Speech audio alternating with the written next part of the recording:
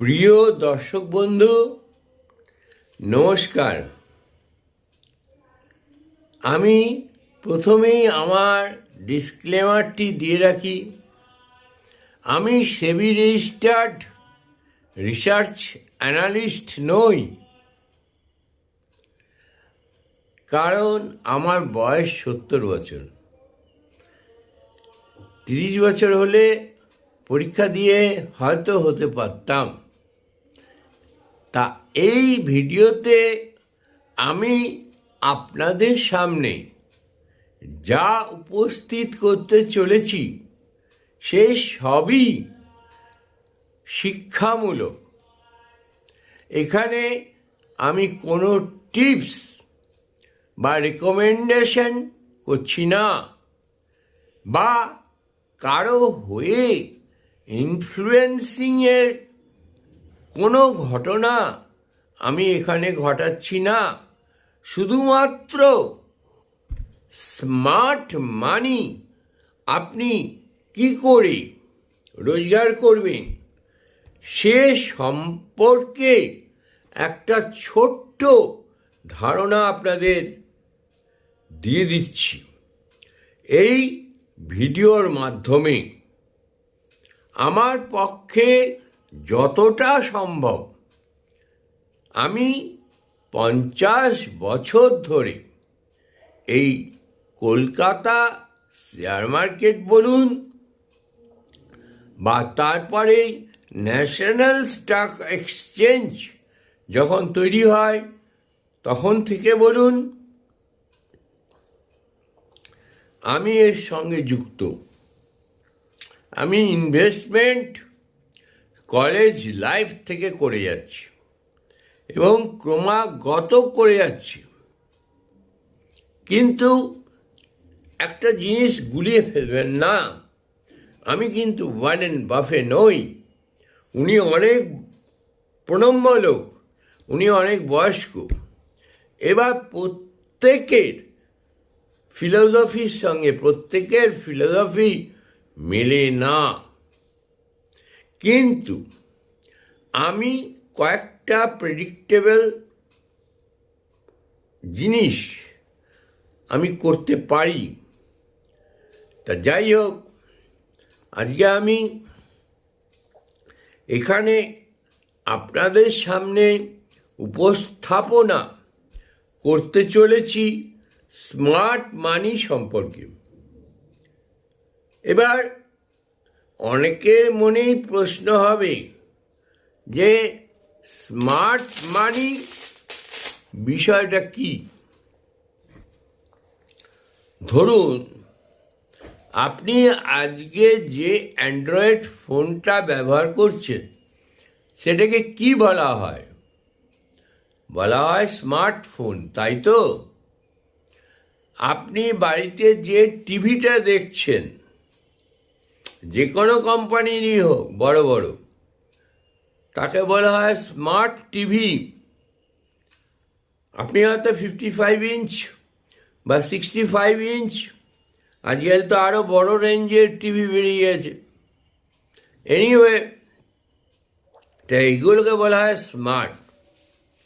তা আপনি সবই ব্যবহার করছেন স্মার্ট, কিন্তু আপনি ইনভেস্টমেন্টের ব্যাপারে সেই প্রাচীন রবীন্দ্রনাথ ঠাকুরের আমলের ধারণা, মানে কনসেপ্ট যদি নিয়ে থাকেন, তাহলে কিন্তু আপনি এখনকার জেনারেশনের থেকে অনেক পিছিয়ে থাকবেন।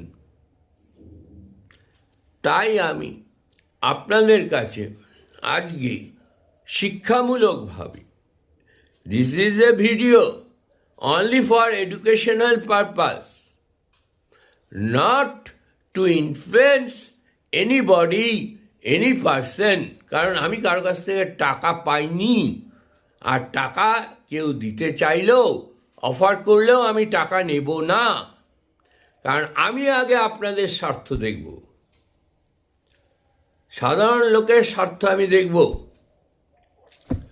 তা এই ফাইন্যান্সিয়াল এডুকেশনটা থাকে না বলেই সাধারণ মানুষরা অনেক লস করেন। অনেক ঘটনা ঘটে গেছে তো, স্বাধীনতার পর থেকেই প্রচুর ঘটনা ঘটে গেছে। অনেক ব্যাংক উঠে গেছে, অনেক আর্থিক তছরূপ হয়েছে। তা যাই হোক, আমি আজকে যে সমস্ত বলবো তার মধ্যে একটাই বলবো, বেশি তো আমি সময় পাবো না, একটা ভিডিওতে কত সময় পাওয়া যায়। তা আমি আজকে খালি নিফটির উপর বলবো, আর এরপর যদি আজকে সময় পাই তাহলে বিটকয়েনের উপর কিছুটা বলবো। ওটাও স্মার্ট মানি হবে, কারণ হেজিং করে আপনি ট্রেডিং করবেন। আমিও করি, হেজিং করেই ট্রেডিং করি। সব বড় বড় লোক, হ্যাঁ, তারা হেজিং করেই করে। আপনার আমেরিকার বড় বড় কোম্পানি তারা হেজিং করেই ট্রেডিং করে। তা যাই হোক, বর্তমানে আমি আপনাদের বলি, শুক্রবার দিন অভূতপূর্বভাবে প্রথম এই 45 মিনিটে, অর্থাৎ 15 মিনিটস ক্যান্ডেল চার্টের 3টে ক্যান্ডেলের মধ্যেই নিফটি পড়ে গেছিল আগের দিনের 25,551 থেকে প্রায় 25,320। এটা কিন্তু খুব একটা ভালো লক্ষণ নয়। অনেক বড় বড় বিশেষজ্ঞের মতামত আমি এই 2 দিনে দেখলাম। শুক্র শনি, আজকে রবিবার, এখন সকাল কটা বাজে? সকাল প্রায় 8:15। এখন আমি রেকর্ডিং করছি। এখন আমি কোনো অবতার নই, আমি বলতে পারবো না যে সোমবার দিন গ্যাপ আপ ওপেনিং হবে না গ্যাপ ডাউন ওপেনিং হবে। But according to gift Nifty on Monday, Nifty will open gap down. কিন্তু আমি লক্ষ্য করে দেখেছি, গিফট নিফটির কথা সবসময় মেলে না। কারণ গিফট নিফটি চলে আন্তর্জাতিক বাজার অনুযায়ী, আর ভারতের বাজার অনেকটাই ভিন্ন। সেইখানে অনেকগুলো ফ্যাক্টর কাজ করছে। কি কি ফ্যাক্টর? প্রথম হচ্ছে জিওপলিটিক্যাল। আমাদের জিওপলিটিক্যাল সিচুয়েশন কি আছে? খুব একটা ভালো নয়, আমরা সবাই জানি। 3 বছরের উপর হয়ে গেল রাশিয়া ইউক্রেনের যুদ্ধ চলছে, সে যুদ্ধ তো আর থামার নাম নেই। তারপর গোদের উপর বিস্ফোরা, ইসরায়েলও জড়িয়ে পড়েছে। 500 বছর আগে একজন দার্শনিক ছিলেন, ওনার নাম ছিল ম্যাকেন ভ্যালি ইটালিয়ান ছিলেন। উনি একটা কথা বলে গেছেন, চুপচাপ আপনি কাজ করে যান, কাউকে জানতে দেবেন না। তা আপনার এর জন্য অনেক রক্ত ঘাম ঝরাতে, এটা স্মার্ট মানি, এখানে হবে না, রক্ত ঘাম ঝরানোর কোনো দরকার নেই, কিন্তু মাঝে মাঝে লস হবে। 10টা ট্রেডের মধ্যে আমি বলে দিচ্ছি 8টা ট্রেডে আপনার প্রফিট হবে, কিন্তু 2টো ট্রেড আপনাকে লস সাফার করতেই হবে। মানে এটা সায়েন্স, বিজ্ঞান, অঙ্ক। তা আমার ফিগারটা কী ছিল বলি।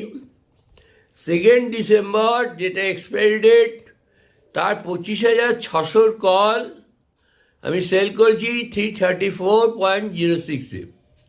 আপনি বলতে পারেন যে আমি নিয়ার কলগুলোকে সেল করিনি কেন? কারণ নিয়ার আপনার অনেকগুলোই আছে, 11, 18, 25, তিনটে আছে, 11 তারিখ, 18 তারিখ আর 25 তারিখ নভেম্বরের, কিন্তু আমি নেই ওখানে। আমি 1 মাস পরে ডিসেম্বরের 2 ডিসেম্বরটাকে সেল করেছি। কেন সেল করেছি? কোনো কারণ তো থাকবে। কারণটা হলো এই যে এইখানে আমি একটা লামসাম টাকা পেয়ে যাচ্ছি, 34.06 পেয়েছি। ওটা একটু কমে যাবে, ব্রোকারেজ খাবে। যাই হোক, সেল করে আমি সেই দিনই লাস্টের প্রাইস দাঁড়িয়েছে ওটা 312 টাকা 80 পয়সা। এবার কি হয়, এই আয়রন কন্ডর সেমি বাটারফ্লাই বানাতে গেলে আপনাকে একটা আগে বাই করে রাখতে হয় কল অপশান। কারণ কি, কল অপশানটা যদি আপনি বাই করে রাখেন, তাহলে আপনার ব্রোকার, সে যে ব্রোকারই হোক, আমি কারো নাম নিচ্ছি না, তা সে মার্জিন মানিটা কম নেবে। এটা সেবির গাইডলাইন। সেবির গাইডলাইনের বাইরে তো আপনার কিছু হতে পারে না। তাই ব্যাপারটা হচ্ছে তাই। এবার আপনাকে একটা বাই করতে হবে। কি বাই করবেন? দুটোই আউট অফ মানি করবেন। Out of money call option একটা বাই করবেন, অনেক আউট অফ মানি, মানে প্রথমে বাই করবেন অনেক out of money call option. এবার এতটা দূর তো, তাই জন্য কী হয়, কল অপশানগুলোর দামটা একটু বেশি পড়ে। আমি 26,500 কল অপশান সি, 26,500 সি কিনেছি 58 টাকা 45 পয়সা। আর ওটা লাস্ট ট্রেডের প্রাইস ছিল 49 টাকা 50 পয়সা। হ্যাঁ, তা এই হলো ব্যাপার। আর সেল যেটা করেছি, আবার বলছি, 25,600 কল 334 টাকা 6 পয়সায়, ওটা এসে দাঁড়িয়েছে 312 টাকা 80 পয়সা। তার মানে একটা ক্ষেত্রে প্রফিট, একটা ক্ষেত্রে লস। এটা আপনাকে হেজিংয়ের নিয়ম অনুযায়ী আপনাকে করতেই হবে। এটা ছাড়া উপায় নেই। ওয়ারেন বাফেট যে সংস্থা, হ্যাথাওয়ে, বিখ্যাত সংস্থা, তারাও এই কাজই করে থাকেন। এনিওয়ে, এইবার আরেকটা সাইড আপনাকে খুলতে হবে। শুধু কল অপশান সেল করলে হবে না, আপনাকে হেজিংয়ের জন্য পুট অপশানও সেল করতে হবে। ওইটাকে বলে স্মার্ট মানি। মাঝখান থেকে যে টাকাটা উঠে আসবে, যে প্রিমিয়ামটা আপনি বেচেছেন, ওইটা আরেকটা লট সেল করেছি পুট অপশান। বললাম না, একটা কল অপশান সেল করলে আপনাকে একটা পুট অপশানও সেল করতে হবে নিফটি 50। তা না হলে কিন্তু আপনার হেজিং হলো না। এবার লক্ষ্য করে দেখুন, আমি যে পুট অপশানটা সেল করেছি সেটা হচ্ছে 25,300 পুট অপশান।